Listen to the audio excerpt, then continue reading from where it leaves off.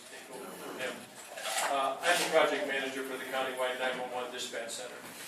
Just to give you a brief overview, what we've done so far, and you need to look at the dispatch center in two units. One is the PSAP side, or the side where the 911 information comes in when you dial 911, and then a CAD system which takes that information and decides what units will respond, and then the dispatch side. Right now we have 911, Tim Worsler has gone to the county commissioners and they have signed a contract with AT&T to install a plant CML Sentinel IP-based 911 system in the county. That system is approximately $2 million. The money to be paid for that came from the wireless 911 fund. Stark County has been very conservative in that. Stark County receives about $900,000 a year with that fund. That comes from the 28 cents you pay on your cell phone, and most of us now have cell phones. If you look at your bill, you have a 28 cent fee on that bill that goes to the state, and then the state redirects it to the county. Stark County is the recipient of about $900,000. The county has conservatively saved that money to a point of about $3 million, and they have spent that money on this new IP-based 911 system. The good part of this system, the good thing about the system, it is a remote hosting system.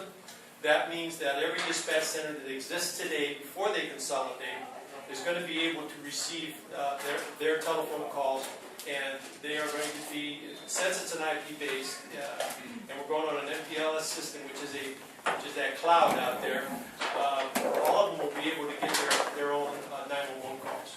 Not the hardline calls, not the cell phone calls. We think that's a very good thing.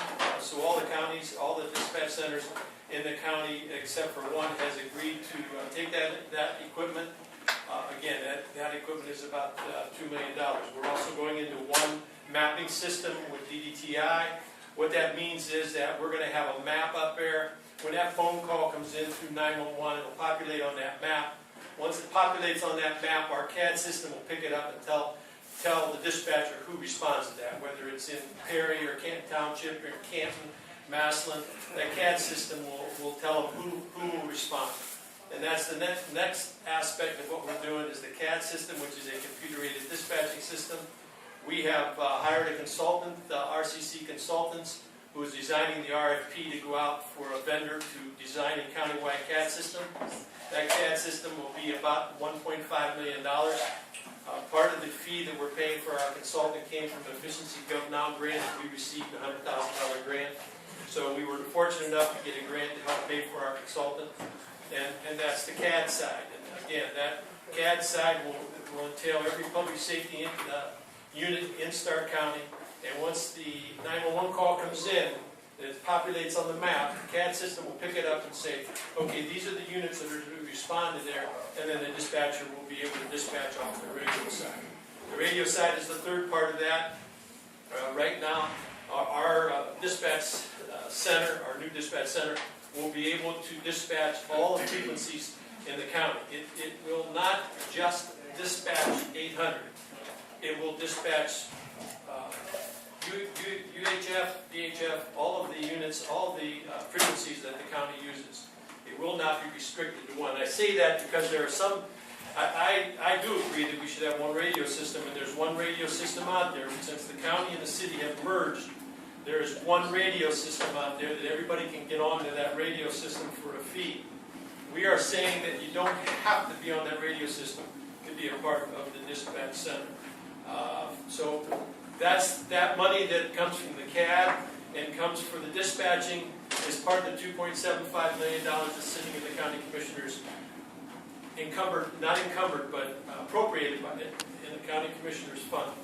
That $2.75 million came from the sales tax. When the sales tax was imposed, it continued to collect it even though it was repealed. It continued to be collected for a year, almost a year.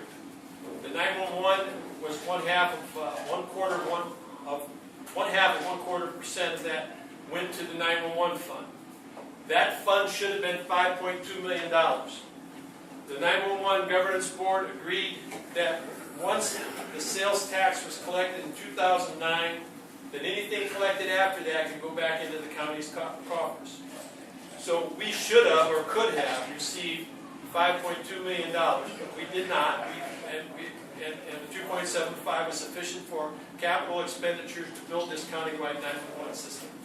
The money is appropriated. At the end of the year, that appropriation, and all of you have budgets, realize all that money goes back into the big pot and has to be reappropriated. The county commissioners, the new county commissioners, because it'll be in January for their budget, will have to make a decision to reappropriate that money back to the countywide 911 dispatch center. That's the decision that's in front of them. We still believe that that's the correct way to go, is to put that money back into the 911. You all may say that let's pay for deputies or let's pay for this, but this is not a recurring amount of money. This amount of money will go away, and once you spend it, it's gone. So if they decide to spend it to keep deputies or more employees, it'll only last for a certain amount of time and it's gone.